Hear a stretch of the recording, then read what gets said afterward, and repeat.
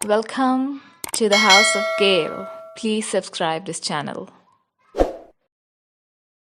बिस्मिल्लाहिर्रहमानिर्रहीम अल्लाहुम्मा सल्लि अला सय्यिदिना व मौलाना मुहम्मदिन व अला आलिहि व सहाबिहि व बारिक वसल्लम। अजीज तलबा अस्सलाम वालेकुम। अल्हम्दुलिल्लाह अल्लाह ताला के फजल से हम 9th क्लास साइंस ग्रुप का मैथ शुरू किया हुआ है।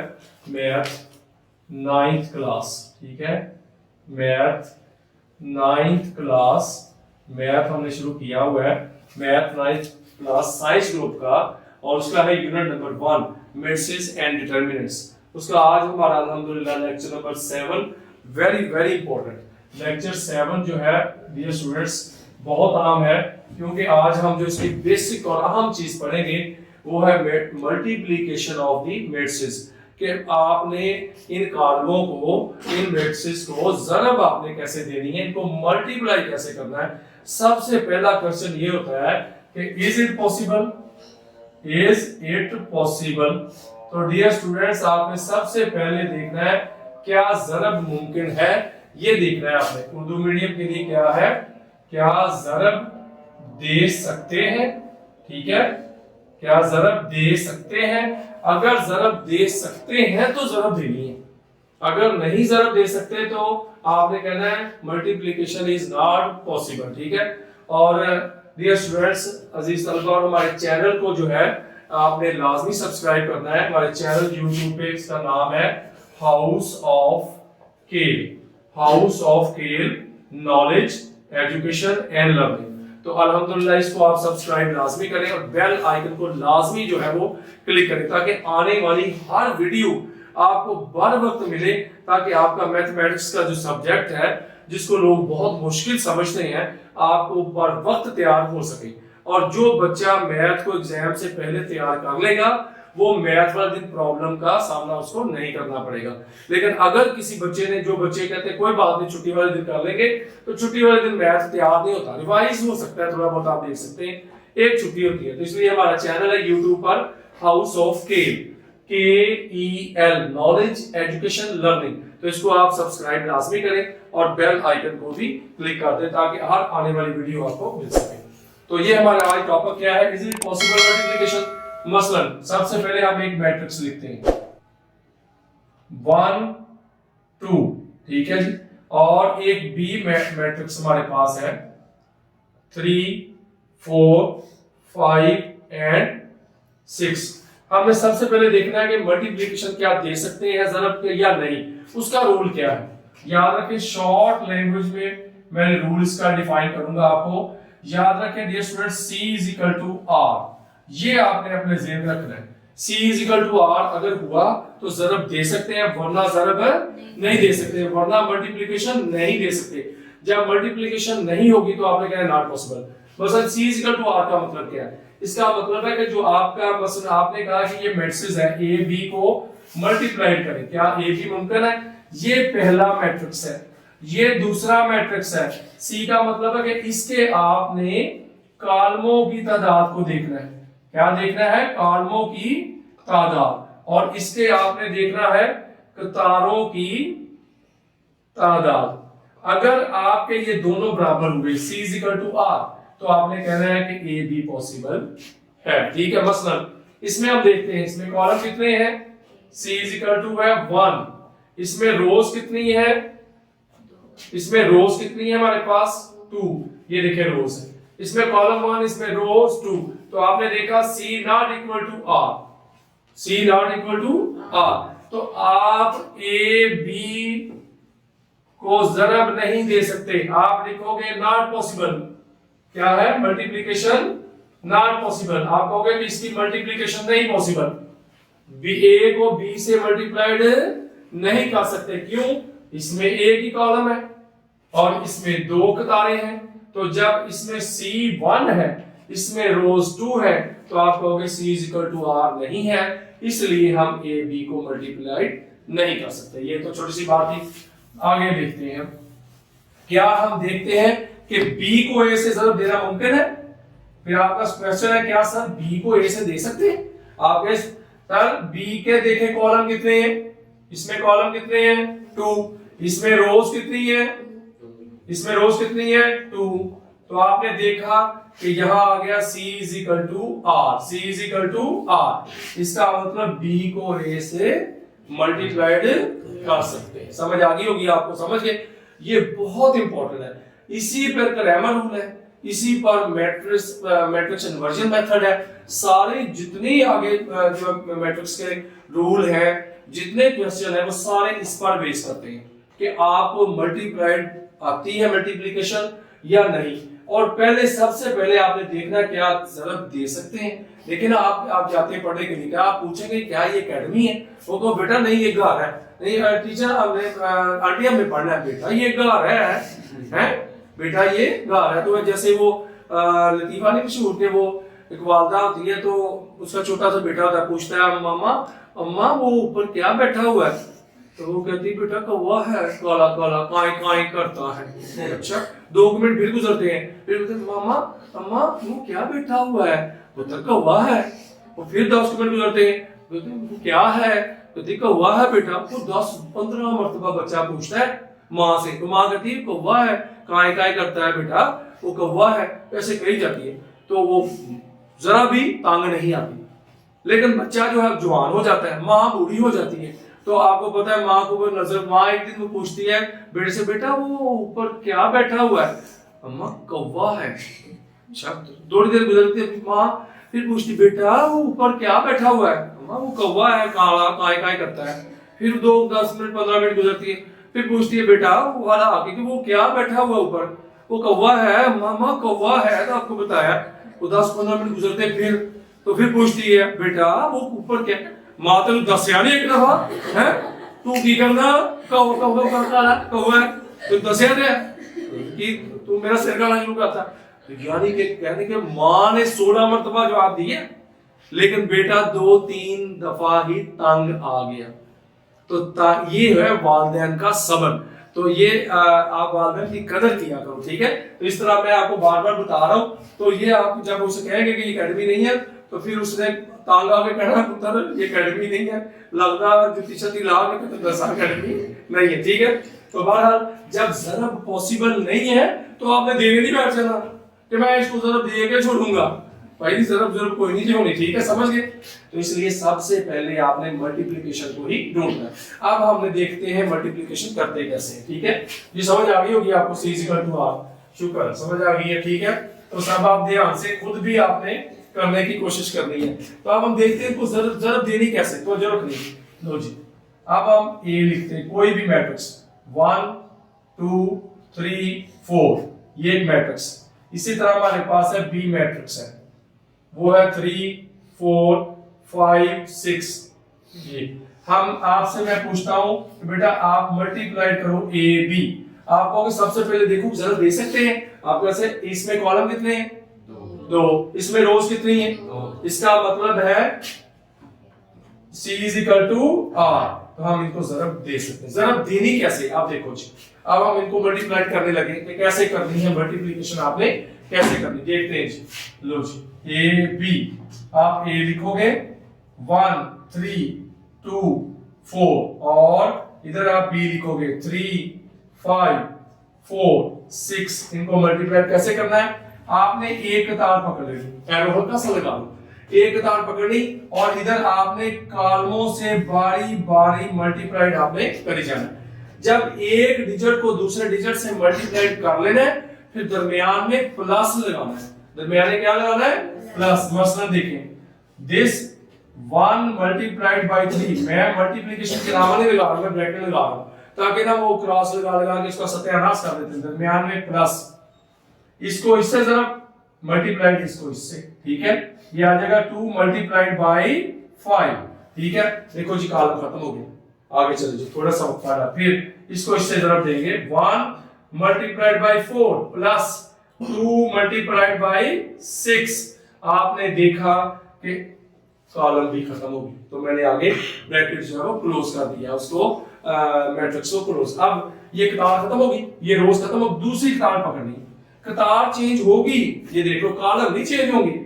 यानी पहले जो आपका मैट्रिक्स उसमें रोज चेंज होती, पहली रोज दूसरी तीसरी, ये कॉलम से वही रहना। देखो कैसे 3 × 3 आ जाएगा, आपने देखा वो वही ना। आगे 4 मल्टीप्लाइड बाई, शाबाश, फिर next 3 multiplied by 4 plus 4 multiplied by, शाबाश। और डिजिट जरा मुनासिब लिखा करो, बड़ा बड़ा डिजिट नहीं लिखते, क्या वो बड़ा बड़ा डिजिट लिखने से ज्यादा नंबर मिलते हैं, ऐसा नहीं करते, बेजा जाया नहीं करते, थोड़ा सा खूबसूरत अंदाज में। इसको इससे ज़रब देंगे कितना आ जाएगा 3, इसको इससे ज़रब देंगे प्लस 10, इसको इससे ज़रब देंगे 9, इसको इससे ज़रब देंगे 20, इसको इससे ज़रब देंगे 4, 6 2 12, 12 कितना आ गया 24, ठीक है जी। और ये हमारे पास आ गया 13, ये आ गया 29, ये कितना आ गया 16, और ये क्या आ गया 36। आपने देखा कि ये हमारे पास क्या आ गया ए बी, ये हमने मल्टीप्लिकेशन मल्टीप्लाई कर दिया, उसको ज़रब दे दी। बहुत आसान, कैसे ज़रब देनी, एक तार को पकड़ना है, कॉलम से बारी बारी ज़रब देते जाना है, और जब एक डिजिट को दूसरे से ज़रब देनी, दरमियान में प्लस इसको इसे, यानी कि ऐसे और ऐसे ज़रब देनी है। ये देखो, ये आपको नजर आ रहा होगा, इस तरह आपने एक तार पकड़नी, कॉलम जितने, जब तक कॉलम खत्म ना हो तब तक आपने छोड़ना नहीं है उसके तार को, फिर दूसरी तार को सारे कॉलमों से ज़रब देके आपका ये जवाब आ जाएगा, ठीक है। तो ये ए बी हमने निकाला, इसी तरह बी बी ए भी निकाल सकते हैं। तो ये था मल्टीप्लिकेशन का हमारा टॉपिक। आगे हमारे पास इसने कुछ लॉज दिए हैं, समझ आ गई होगी, ये कोई मसला तो नहीं। तो अब लॉज है, थोड़े से मैं आपको लॉज इंट्रोडक्शन से कराऊंगा, इनका सॉल्यूशन इतना अहम नहीं, लेकिन आप खुद कर सकते हो, ठीक है। लॉज कौन से हैं, तवज्जो रखिए। बस सबसे पहले है आपका पेज नंबर है, डियर स्टूडेंट्स, आप तवज्जो रखिए, पेज नंबर 15 पर है एसोसिएटिव लॉ अंडर मल्टीप्लिकेशन। देखो सबसे पहले क्या है, associative, associative law under multiplication. Under multiplication का मतलब क्या है कि ज़रब का ऑपरेशन होना है इसमें। क्या कौन सा ऑपरेशन होना है, ज़रब। कहता है, ये देखें, ए बी इनटू सी, फिर कहता है ए बी सी। ये देखें, सबसे पहले क्या है, कहता है ए बी को ज़रब दो, फिर सी से ज़रब दो, वही आंसर आएगा जो बी सी को मल्टीप्लाई करोगे और फिर ए से दोगे। इसे हम कहते हैं एसोसिएटिव लॉ होल्ड करता है अंडर मल्टीप्लिकेशन। ये होल्ड होता है, यानी होल्ड का मतलब है मानता है, ठीक है। ओके, नेक्स्ट हमारे पास क्या है, प्रूव आप खुद कर सकते हैं। नेक्स्ट इसने लिखा हुआ एक लाइन से नंबर 16 पर, the associative law under multiplication of matrices is verified. याद रखो, ये वेरीफाइड है, क्या है, वेरीफाइड, यानी ओबे करता है, क्या करता है, मानता है। अगर आप करोगे तो ये साबित हो जाएगा सही। आगे हमारे पास है very very important distributive law multiplication over addition and subtraction. बहुत इंपॉर्टेंट, ये तो सिर्फ लॉस को समझो। अगर आपसे पूछे एसोसिएटिव लॉ लिखो, आपने ये लिखना है बस, और कुछ नहीं लिखना। इसी तरह हमारे पास है डिस्ट्रीब्यूटिव लॉ। कौन सा है, डिस्ट्रीब्यूटिव लॉ ऑफ मल्टीप्लिकेशन। ये शॉर्ट लैंग्वेज में मल्टीप्लिकेशन लिख रहा हूं, ओवर किस पर, एडिशन एंड सब्ट्रैक्शन, इस पर।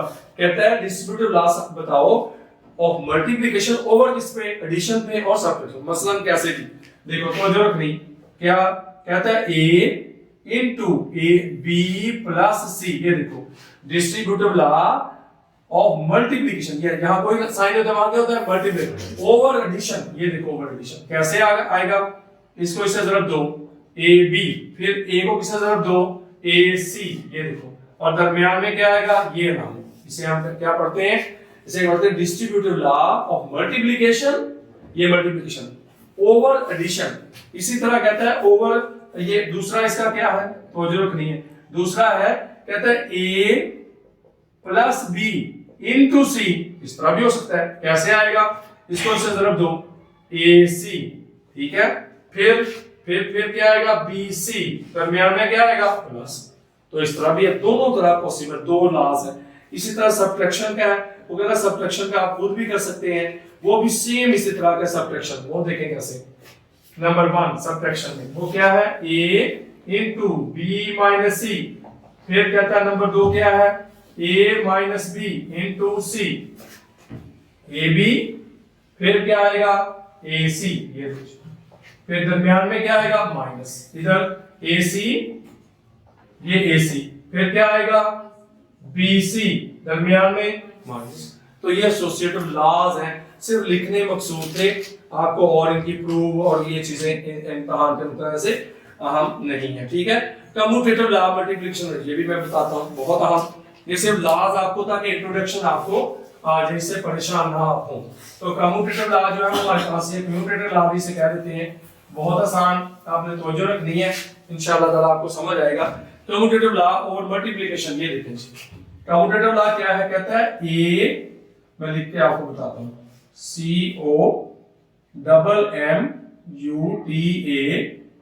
कम्यूटेटिव लॉ कहता है कम्यूटेटिव लॉ ऑफ मल्टीप्लिकेशन क्या है, नॉट वैलिड, ये नहीं पूरा होता। ये देखो जी, कहता है ये कभी भी नहीं साबित होता ए और बी बराबर नहीं होते, ये नहीं बराबर होते। Commutative law is not hold, commutative law is not hold, ordinary ये आमतौर पर बराबर नहीं होता, खास तौर पर बराबर हो भी सकता कभी कभी। याद रखो, ये आपने कहना कम्यूटेटिव लॉ, ये ऑब्जेक्टिव में आ जाता अक्सर, A B not equal to B A in matrices, ये मैट्रिसेस है, ये ध्यान रखना, मैट्रिसेस की बात कर रहे हैं हम, ये ना आप रियल नंबर करने लग जाओ, रियल नंबर में होता है, मैट्रिसेस में नहीं होता। ठीक है, आगे उसने लिखा है commutative law under multiplication hold in particular case, ये बात लिखी उसने, कहता है पर्टिकुलर केस, कौन से केस में, पर्टिकुलर केस में, खास कोई बात हो ना, खास मामला हो, खास केस हो तो हो भी सकता है, लेकिन बहुत रेयर चांस है।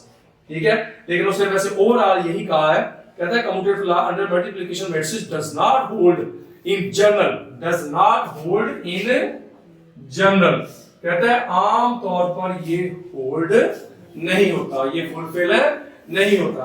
मल्टीप्लिकेशन आइडेंटिटी क्या चीज है, ये तो आसान सी बात है, ये लिखिए जी, कहता है ए को बी से ज़रब दें तो आपका वापस ए आना चाहिए, या कहता है बी को ए से ज़रब दें वापस ए आना चाहिए। मतलब कहने का मतलब ये है आइडेंटिटी मैट्रिक्स क्या होता है, मसलन ये देखो जी, 5 को मैं किससे ज़रब दूं कि जवाब 5 आए, 1 से। ठीक है, तो मैट्रिक्स को किससे ज़रब दें कि याद रखो कि वही वापस आ जाए मैट्रिक्स। ये देखो मैं कहता हूं कि ये ए मैट्रिक्स, इसको आई से ज़रब दो वापस आ जाएगा। आई क्या चीज है, आइडेंटिटी मैट्रिक्स, वो कौन सी हमने पढ़ी हुई है, ये देखो हमने पढ़ा है 1 0 0 1, पढ़ा नहीं है आपने डेफिनेशन में, ये जिससे भी ज़रब खाएगा वही मैट्रिक्स वापस आ जाएगा, जैसे मर्जी कर लो आप, जिससे मर्जी इसको मल्टीप्लाई कर दो, मतलब b से कर देते हो b मल्टीप्लाइड बाय i जवाब b, या i को मल्टीप्लाई कर दो b से जवाब फिर भी b, आगे इधर रखो या उधर रखो आपका जवाब जो है वही आएगा। ठीक है, इसके बाद है ये एक रूल है छोटा सा, तो जो ये समझ आ गई होगी बातें, आम सी बातें, लेकिन ये बोर करने वाली बातें लगता है, परेशान हो जाते हैं बच्चे, लेकिन बताना जरूरी है, कभी कभी वो पूछ लेता है एमसीक्यूज में, वो पूछता है, लेकिन हर चीज को आपको कम से कम डिस्कस करनी चाहिए। ये रूल वो अक्सर देता है, कहता है ए बी का ट्रांसपोज इसके बराबर होगा। याद रखो जब किसी चीज का ट्रांसपोज लिया जाए इधर से शुरू करते हैं, बी ट्रांसपोज और ए ट्रांसपोज, ये रूल है, ये बराबर होंगे, करके देख लेना, ये आपने किया भी एक्सरसाइज में कई सवाल, ये देखो एक्सरसाइज में सवाल है, ये रूल है, वेरीफाइड है बकायदा, ये एक्सरसाइज में आपको कहीं दिया होगा सवाल, ये मैं कहीं ना कहीं देख रहा था इस सवाल को, कौन सी एक्सरसाइज में सवाल, हाँ जी ये नहीं है, पीछे नहीं दिया, वो सिंगल है, ये 2 में है। ठीक है, ये 2 में रूल है, देखो हमारे पास क्या है, अगर मैं कहूं इधर देखो जी, अगर मैं कहूं ए बी सी, इसके ऊपर ट्रांसपोज, तो क्या जवाब आएगा, शाबाश, सी ट्रांसपोज, शाबाश, फिर वेरी गुड, इतनी सी बात है, समझ गए। इसका मतलब है कि अगर आपको ए बी के ऊपर ट्रांसपोज नजर आए और वो कहे एमसीक्यूज है, क्या आएगा खाली जगह पे, तो खाली जगह पे बी का ट्रांसपोज और ए का ट्रांसपोज, ये ऑप्शन अगर आपके पास है तो आपने लगा देना। ये हमारे पास अब हमारे पास आज एक्सरसाइज है डियर स्टूडेंट्स 1.4, और अल्हम्दुलिल्लाह अल्लाह की फजल से हम 1.4 तक पहुंच चुके हैं, बहुत आसान। अगर आपको मल्टीप्लिकेशन आ गई तो आपको ग्रामर रूल भी आ जाएगा। लो जी, सबसे पहले हमारे पास है तो जो रखनी है एक्सरसाइज कौन सी है जी, ये एक्सरसाइज है 1.4, बहुत अहम, लेकिन ये शॉर्ट क्वेश्चन के नजर से अहम एक्सरसाइज 1.4। मैं सवाल इसके सिर्फ इंट्रोडक्शन कराऊंगा, आपको आते होंगे क्योंकि आपने पीछे समझ लिया है, Which of the following products of the matrices is comfortable for multiplication? कहता बताएं कौन कौन सी मल्टीप्लिकेशन के काबिल है, बताओ जी। ये देखो मैं आपके सामने पहला लिखने लगा, शाबाश। कैसे? आपने बाकी सारे खुद कर लेने इंशाअल्लाह ताला अल्लाह के फजल से। आपसे मैंने पूछना है, आपने यस नो में जवाब देना है। क्या इन दोनों को जरूर दे सकते हैं? बोलो जी। कैसे? इसमें कॉलम कितने हैं? 2। इसमें रोज कितनी है? 2। तो आपने कहना सर यस, ओके हो गया, समझ आई बात, नहीं कोई मसला तो नहीं। आगे दूसरे को भी दे सकते हैं। आगे तीसरा देखो जी, तीसरा पार्ट देखो, तो दूसरा ओके है, दूसरे को भी दे सकते हैं ना, वो तो बहुत ही आसान। तीसरा बहुत अच्छा, 1 तो जो से 1 -1 और है हमारे पास 0 -1 1 और 2। तीसरा पार्ट क्या जरा दे सकते हैं? नहीं, क्यों? इसमें देखो, इसमें कॉलम कितने हैं? शाबाश। और इसमें रोज कितनी है? 2। तो आपने कहना सी नॉट इक्वल टू आर। ये वो रीजन पूछता है, कहता है व्हाई मल्टीप्लिकेशन नॉट पॉसिबल। तो आपने कहना है दिस इज द रीजन कि इसके number of columns not equal to the number of rows. समझ आ गई बात की? ठीक है, तो ये हमारा पहला सवाल है जो अल्हम्दुलिल्लाह हो गया। ये तो एमसीक्यूज में हमें आ सकता है। क्वेश्चन नंबर 2 कहता है ए दिया हुआ है। क्वेश्चन नंबर 2 देख लेते हैं स्टूडेंट्स।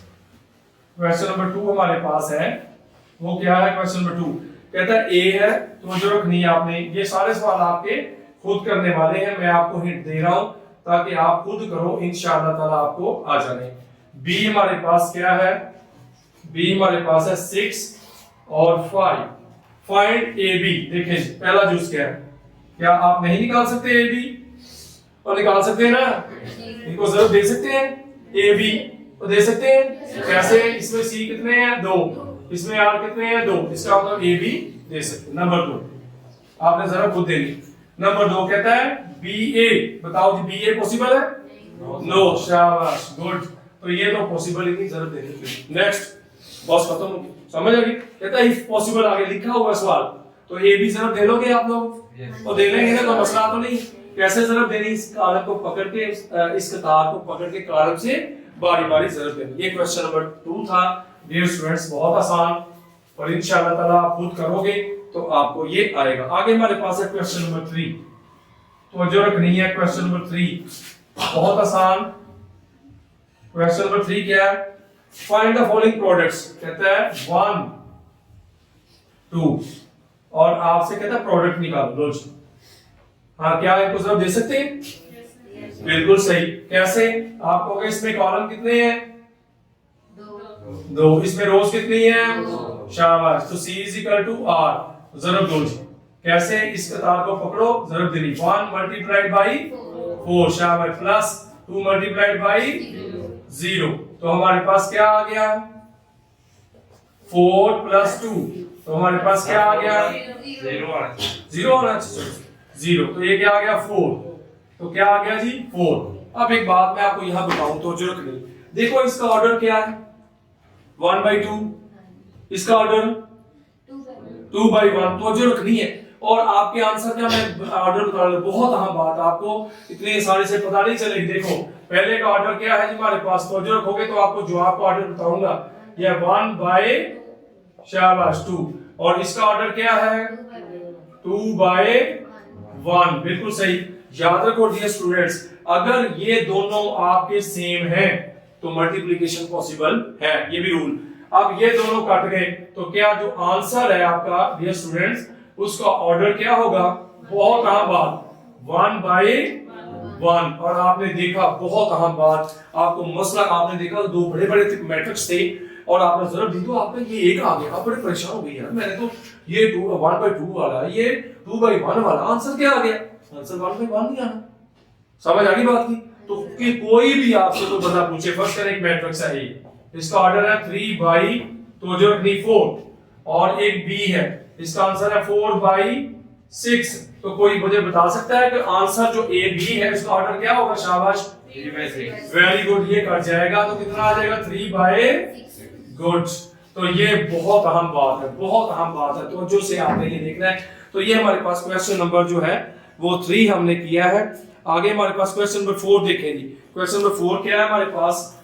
आसान आसान काम है ये। क्वेश्चन नंबर 3 4 एक जैसे। अगर आपको ये समझ आ गई बात तो क्वेश्चन नंबर 4 भी आपने कर लेना है। तो डियर स्टूडेंट्स क्वेश्चन नंबर 4 क्या है हमारे पास? क्वेश्चन नंबर 4 देखिए, कहता है multiplication of the following matrices. आपने मल्टीप्लिकेशन मालूम करना है, सिर्फ क्या मालूम करना है? मल्टीप्लिकेशंस। सिर्फ आपने ज़रब मालूम करनी, जो मैं अभी आपको समझा चुका हूं, ठीक है। इसी तरह है हमारे पास क्वेश्चन नंबर 5। क्वेश्चन नंबर 5 क्या है? कहता है ए दिया हुआ, बी दिया हुआ, सी दिया हुआ है। आपसे कहता है वेरीफाई करें कि ए, देखिए ए हमारे पास है, क्या हमारे पास है? -1 2 3 0। और बी हमारे पास है, डियर स्टूडेंट्स, बी हमारे पास है 1 -2 -3 -5। और हमारे पास सी हमारे पास है, ये 2 1 1 3। तो जो रखनी है वेरीफाई वेदर, कहता है वेरीफाई वेदर नंबर 1, कहता है वेरीफाई करो इनको जरा देख के कि पॉसिबल है, देखते हैं। ये देखो हाँ जी, ये -2 ठीक है। अब कहता है ए बी साबित करो बी ए के बराबर है, ये आपने खुद करना है, ठीक है। इनको जरूरत देनी है, देखते हैं बराबर आता कि नहीं आता। फिर कहता है दूसरा जूस कहता है कि ए फिर बी सी, इनको जरूरत देनी है कि वही आंसर आएगा। ए बी को जरूरत दे सी से, बिल्कुल सही है। मल्टीप्लिकेशन की इतनी प्रैक्टिस है ना डियर स्टूडेंट्स, अल्हम्दुलिल्लाह जो बच्चा ये सवाल 5 तक आज करेगा इंशाअल्लाह ताला 5वां छठा भी उसको मल्टीप्लिकेशन कभी नहीं भूलेगी। इसी तरह इसका तीसरा जूज है, इसी तरह इसका चौथा जूज है। ये सारे जूज आपने खुद करने हैं। आगे हमारे पास है क्वेश्चन नंबर 6, ताकि ये एक्सरसाइज मैं खत्म कर दूं। बहुत आसान सी एक्सरसाइज है। क्वेश्चन नंबर 6 आपने तवज्जो से, सिर्फ ये हिंट मैंने देने आपको, ये आपने तवज्जो से अल्हम्दुलिल्लाह खुद कर लेनी, क्योंकि आपने सारा समझ लिया है। कहता है फॉर द मैट्रिसेस, क्या मैट्रिसेस है? ए, तो जो रखनी है आपने, ए दिया हुआ है -1 3 और 2 और 0। और इसी तरह हमारे पास बी है, बी क्या है? 1 3 माइनस फिर 2 5, ठीक है, और -5 सॉरी। इसके बाद है सी हमारे पास क्या है? -2 6 3 -9। और आपसे क्या पूछता है? कहता है वेरीफाई। क्या करना है? वेरीफाई। आपसे पूछता है वेरीफाई दैट, क्या वेरीफाई करना है? नंबर 1 कहता है ए बी को मल्टीप्लाई करो, उसका ट्रांसपोज लो, तो ये वही आंसर आएगा, बी का ट्रांसपोज और ए का ट्रांसपोज।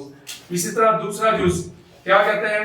कहता है बी सी, इसका ट्रांसपोज लो तो सी का ट्रांसपोज आएगा और बी को ट्रांसपोज। देखें बहुत आसान, कैसे आपने मल्टीप्लाई करना है इनको, ठीक है। ये सारे सवाल आपने आसान है, बिल्कुल हो जाने।